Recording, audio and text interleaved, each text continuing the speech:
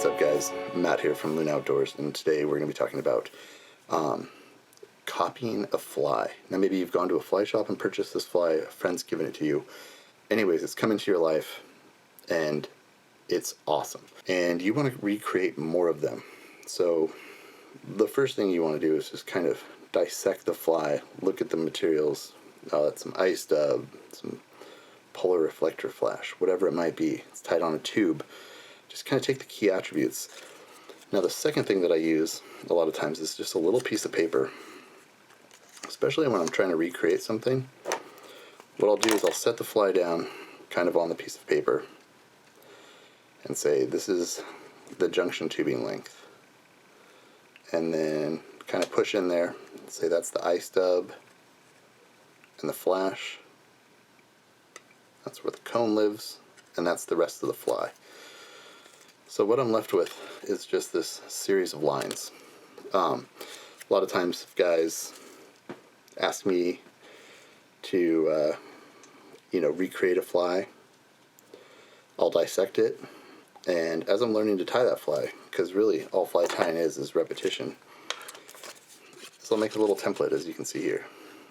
So junction tubing, ice dub, polar reflector flash, kind of my hackles, and then that's the front of my fly.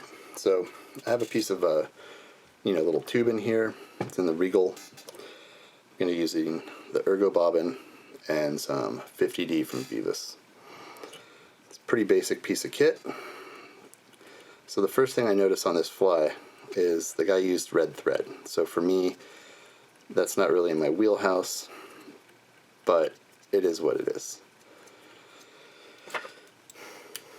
So, say if you don't have red thread, but you find red Sharpie or marker, you can recreate that, and it's not going to pop that much. Maybe it wasn't even part of the design of the fly. Maybe it was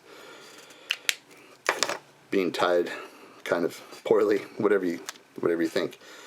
Next up, I had some ice dub. So the best way to do this is you walk into a local fly shop, and you just take the fly with you, and you start matching up materials. This one happens to be shrimp pink ice dub. And I'm just going to put a hearty little dubbing noodle on there. We're going to need some more ice dub at the end. And kind of just looking like, how much ice dub was on here? So I can just kind of refer back and go, oh, perfect. There's my ice dub section. And you can do this with nymphs. The smaller they are, obviously, the tougher they are. Next up's kind of this stuff's called polar reflector flash. It happened to be hot orange was the color that they used. And, you had about another 1/4 inch there. So we're going to go ahead and palmer this material in. This stuff's kind of fickle. It likes to be tied in a certain way. So what I'll do is I'll actually just advance my bobbin, and I'll put my little gauge back up there, and I'll be like, okay, perfect. So I know where my bobbin's resting right now is where that hackle or that material is going to stop. Kind of alleviates having to pick up your little plaque a bunch of times and really work on just getting the pattern down. It's pretty simplistic. So we'll go ahead and tie that in. A bunch of securing wraps and trim off the excess, because that's enough for another fly. So my next section is going to be this hackle, and it's a fairly well built hackle. What I found it to be was just some hot orange schlappen.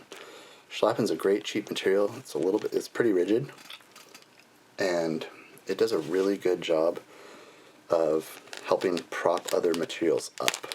So I'll pull out my feather here, and I'm going to tie this in with the tail or the butt section, the base of the feather first, where I've trimmed it off. I just cut off all the fluff, and I'm just making right now my reference point from the polar hackle to where the front of the fly would be. So I've got a little bit more But that's just my space that I know I have to work in. It's going to probably not pick it up too well on camera, but believe me, it's there. So I'm going to do a few wraps of this schlappen, and this is really to support the front of the fly and the marabou so it doesn't collapse in current when you're swinging this fly. This fly would either be thrown on a single-hander, either a floating or a sink tip, or you could throw it on a spey rod, obviously.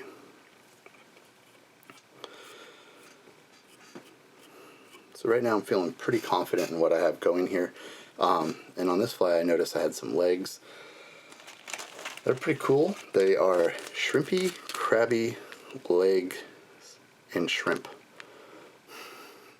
It's a very shrimpy, crabby color.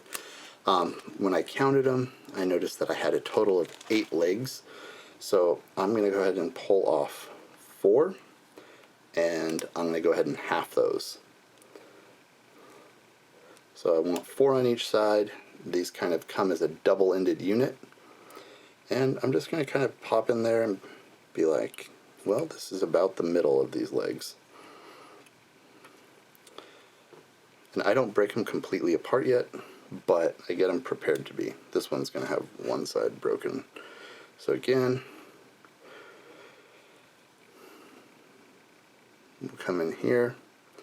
And one thing I noticed is the front legs stood out very, very differently than the back legs did. So this is going to be kind of my area to palmer in some marabou. And next up, when I walked down the shop, I noticed the closest color I could get. Obviously my sample fly was faded and kind of beat up, but is Extra Select Marabou Shrimp Pink 341. It's the good stuff from Hairline, and you just kind of want to go through it and find the one that you want to use.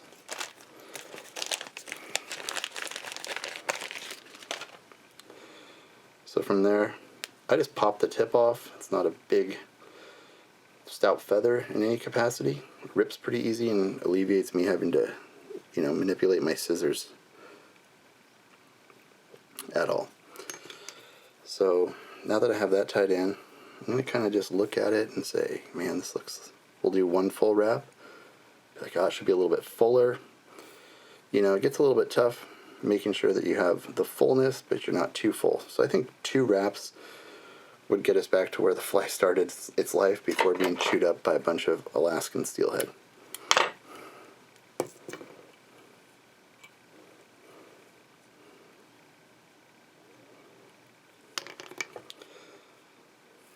So now I've got some legs, I've got my flash in there, and one thing I noticed is that this has a really stout little collar of ice stub on the front.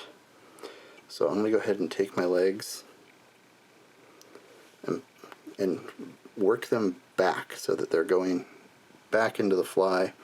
At this point you can go ahead and manipulate them, kind of pull them around, and if you need to separate them, you can.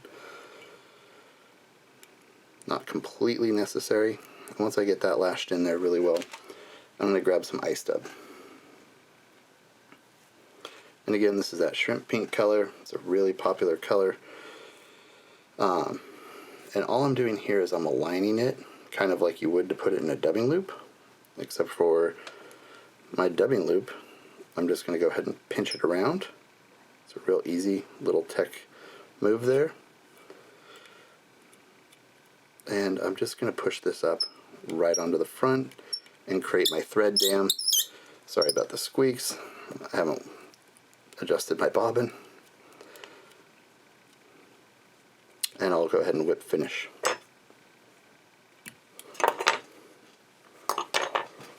So at this point I'm going to kind of just attack a little bit, because not all the ice stubs are going to stick in there. Never seems to. And I'm going to slide my cone on. This is like a little Sonic type cone, and I just want to leave just a little bit up front there that I can go ahead and trim. And from there, I'm going to bust out my fire source. So with tubes, you have to melt the front of them. It's just kind of the nature of the beast. I get my fingers out of there the best I can. And I'm just going to go ahead and melt the tube back. Try to keep my fingers out of there. like I said. Got a little extra on the front. It's not good. I've never had that catch fire. So that's alright. We'll just kind of finagle, push that back on a little tighter. And I've never had it burn my thread. It's stringy. But we'll go ahead and just brush it back on there, push it through.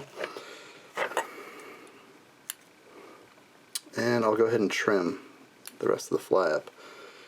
Even if you have like a little failure up front like that, it's alright. But at the end, what you're going to have is a nice completed fly. I do like to go through, brush it out a bit. And you can see it's a really leggy little creature. Put a steelhead hook in there. And you've got kind of just a carbon copy of the original fly. Anyways, guys, hope you dug it. Not sure what happened on the head of that one, but thanks for watching, and hope you picked up some fun tricks and tips.